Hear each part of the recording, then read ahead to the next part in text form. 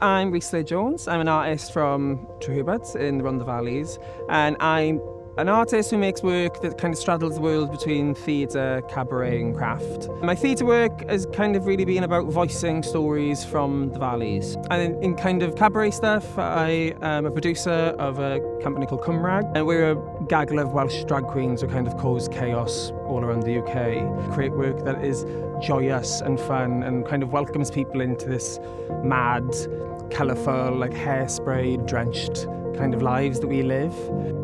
So in 2020, I was chosen as one of the Future Wales Fellows. So the fellowship was a 2-year project in conjunction with Arts Council Wales, Natural Resources Wales, and partnered with the Centre Alternative Technology in Machynlleth. And it took 8 artists from around Wales with varying disciplines and really forced us to look at our work and really think about what our practices are and like what does that mean in the context of climate catastrophe.